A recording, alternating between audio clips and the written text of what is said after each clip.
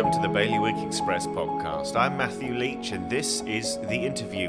This week we've interviewed the former President of P&R, Deputy Peter Ferbrache. To say his 3+ years in post were tumultuous is an understatement, but Deputy Ferbrache says he did his best as the top committee president. He sat down with me to talk about the past few years, the future, and what his hopes are for Guernsey, following the motion of no confidence and the subsequent election of Deputy Lyndon Trott as his replacement. So, very simply, welcome back again. How are you doing? I'm fine. Happy Christmas and all that. And to you and everybody at Bailiwick Express and beyond. Yeah, thank you. So it's interesting end to the year. I guess first things first is how are you doing after everything that happened? Well, okay.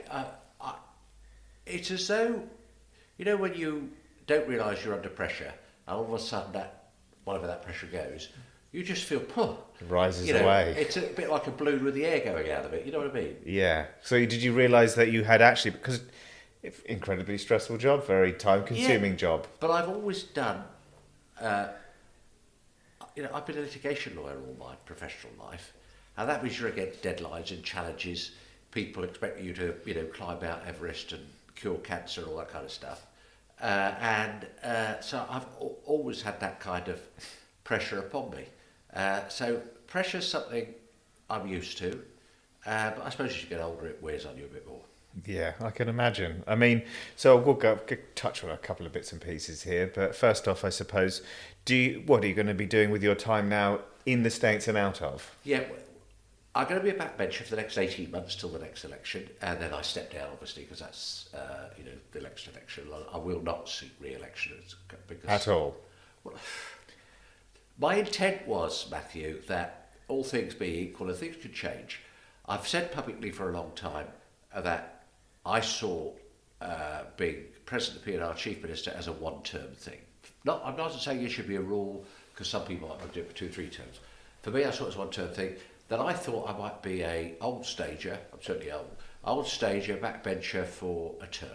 Yeah. Well, that's been advanced, really. And the states were saying that they didn't like my kind of leadership, so, good luck to the new leaders. Half the states were saying.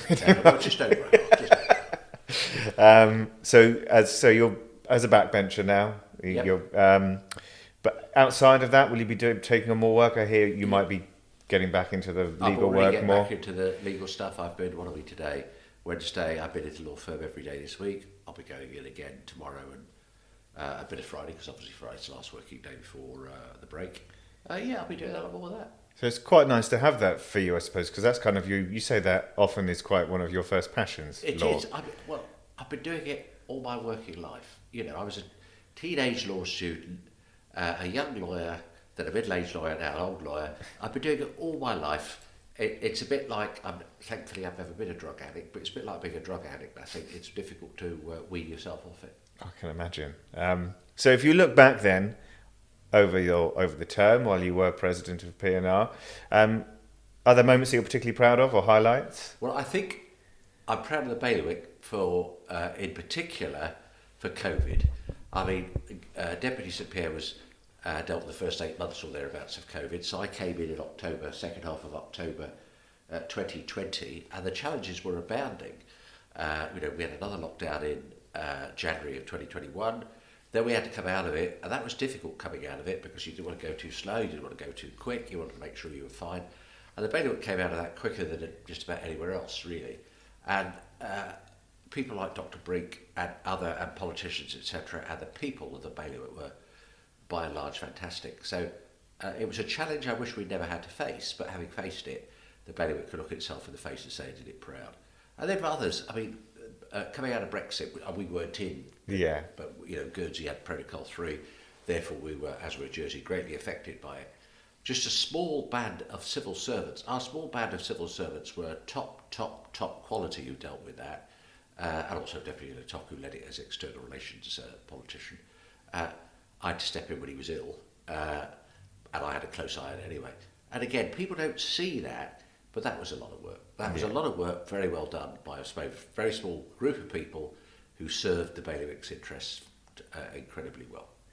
I was going to ask, you mentioned civil servants there. I mean, you had a few years working with a lot of different people. Relationships are a big part of the job. Are there any particular people that you were had only worked with for the first time, or generated very good relationships with while you've been in post? Well, I worked with most of them for the first time, really. And I know people say, oh, civil servants, they're dreadful. That's a general statement, that's awful. The civil servants I work with, particularly the senior civil servants, are of first-rate quality, totally dedicated. They're not 9 to 5. They do 7 days a week if they've got to, that work long hours. They've been under real pressure.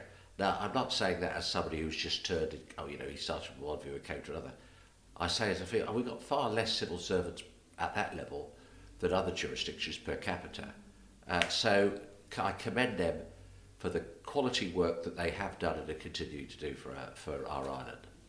And politically, did you have any people you particularly enjoyed working with this time round? Yeah, I mean, previous terms, I've enjoyed working with lots of people, but previous terms, my two favourites were Joe Mooney, who didn't seek re-election, and Jan Cuttlebasher, who sadly died just before the last election. Yeah. They were good guys. I enjoyed their company. They had a cheeky sense of humour. They were both very bright men. This term, I've enjoyed working with the colleagues on P&R, but I've enjoyed with the Neil Inders of this world. I've enjoyed the Millie Dudley Owens of this world, the Rob Prowse, and others. But those are people, again, quality people doing their best. So you see the States now as there are still strong people working in our government after all the questions and conversations that have been raised. Yeah, there are. I've just named 3 of them: Dudley Owen, Prowse, for example. Yeah. People that I've got great confidence in, and they're all different characters. Neil is a very able politician. I wouldn't have him as my head of diplomacy. I think he would accept that. I just think they're all good people. I'm glad that Rob Prowse there is, because we've got Moneyval. We couldn't have a better person at the forefront of Moneyval. And do you have a lot of hope for the future of the next 18 months now? Well, it's going to be a difficult 18 months, whoever's at the helm. And I genuinely wish Lyndon and his team well, because they've got a difficult task. The States has boxed itself in because it didn't want to make decisions on the fund, our tax problems. They are our income problems, and they just kicked the can down the road. And whether they were in favour of I call it the GST package, it was more than that or not, they haven't made a decision. They haven't made a decision on education, despite the good efforts of Deputy Dudley Owen and her team. Difficult decisions have been knocked back. It'll be all right tomorrow. It'll be all right tomorrow. Well, eventually that tomorrow will come. Yeah. And we've got to make decisions. And I think that Deputy Trott, despite I'm sure his best efforts, and he will make best efforts over the next year and a half or so, he's not going to be able to get a massive tax package through the States. He's not going to be able to get any kind of major borrow through the States. He's not going to be able to do too much about housing. I think he'll just be, he'll speak for himself. I think his main job is to steady the ship. If the next States doesn't grasp these difficult decisions, then we really have got more significant problems than we've even got now. Can you imagine any difficult decisions being made in the next 18 months? Is it simply because of I think it would have to be a real crisis. Some real crisis. We don't want COVID again. No. But something of that ilk, or something with our severe infrastructure, then the States would have to deal with that. But these other things, they'll just make decisions to say, well, we're going to get this, something will happen, the wind will blow us great fortunes, this will happen, and we don't have to do it. So let's hope that 18 months' time is different. If not, well, we'll have even more problems. I mean, we are facing a little bit of a crisis, I suppose, but the rumour mill is going a bit haywire about everything going on with Condor at the moment. I'm sure you can't speak about much of it at all. But the recent thing was today we spoke to John Napton, who said, yes, the chief executive. Yeah, and he said that they would be open to being purchased. Oh, right. And which has kind of been the rumour all along. I mean, what are your thoughts on the future of infrastructure, maybe specifically Condor at the moment? Well, I can't speak because clearly, as former president of P&R and a member of the Civil Contingency Authority, there are restrictions on what I would say about anything. I don't want to indicate, a nod with a wink thing, because that would be wrong, Matthew. Yeah. But we have got to shore up our infrastructure. Sea links and air links are vital to any island. Yeah. We're a small group of islands, so we've got to have that. There are other infrastructure projects.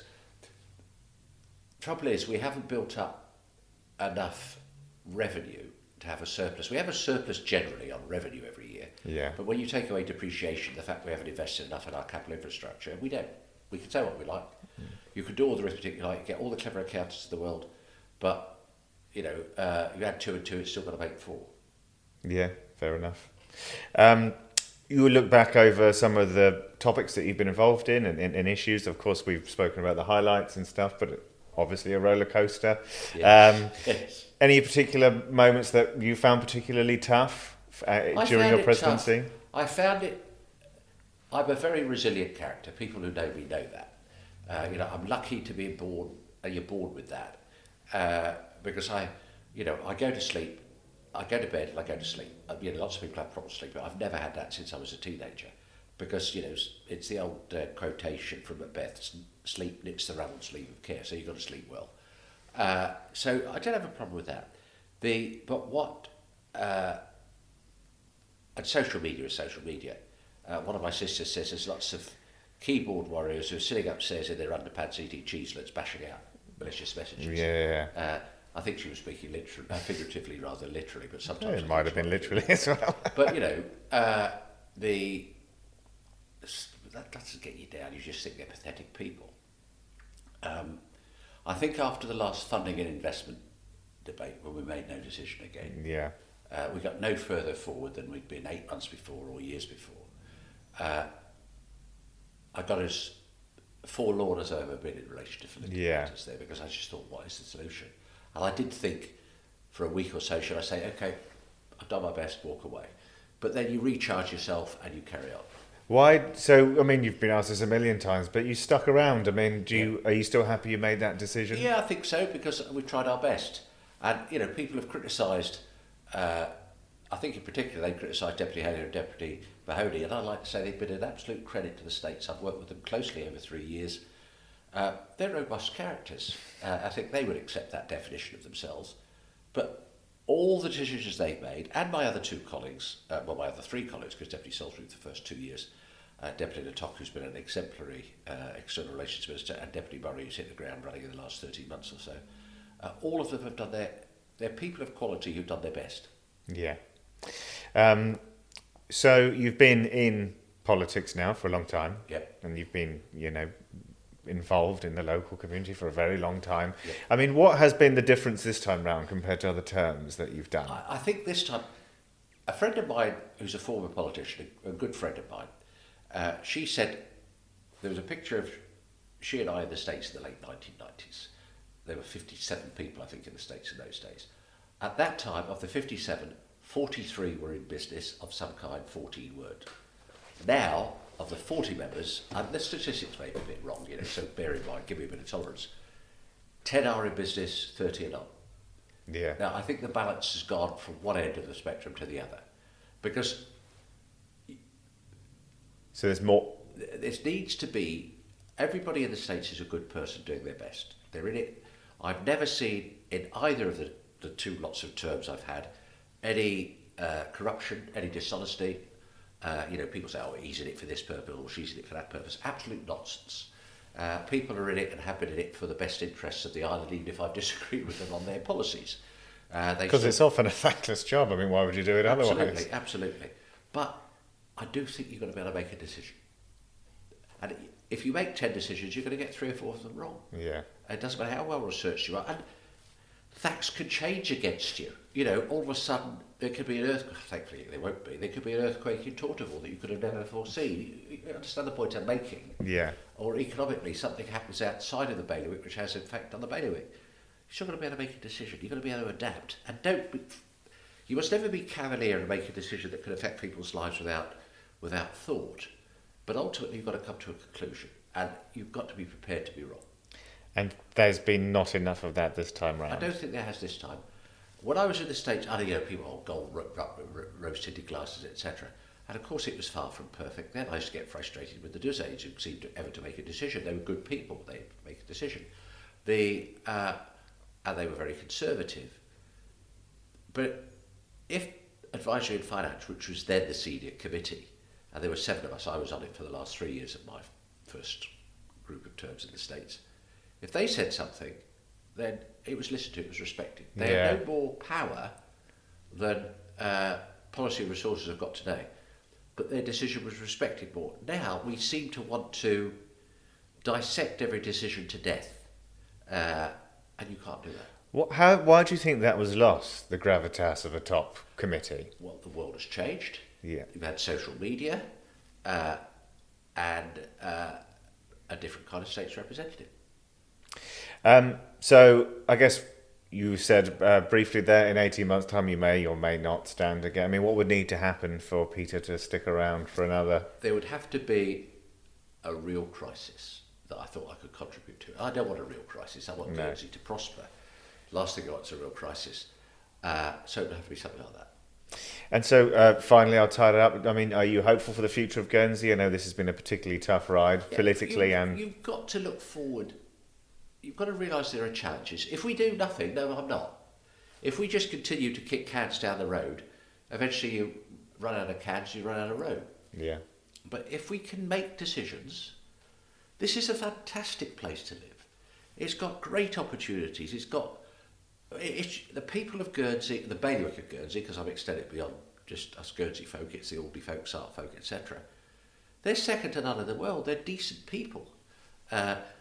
In the last, both in the build-up to the motion of no confidence debate, through it and after, I've had people I don't know from all social stratas tap me on the shoulder and say, well done, thank you very much for what you've done. Even people who didn't agree with what we were doing over the GST package. That means a lot. People smiling at you, people treating each other with respect. Of course, we've got lots of people in the world that don't do that. We've got people in Guernsey who don't do that. But that's what gives me hope for the future. But we've got to be resolute and make decisions. Thank you very much for your time. Thank you very much, Matthew. Happy Christmas to everybody.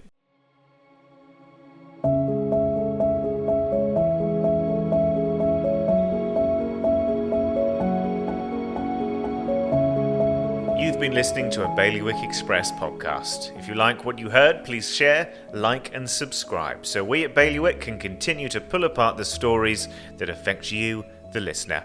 Thank you for joining us.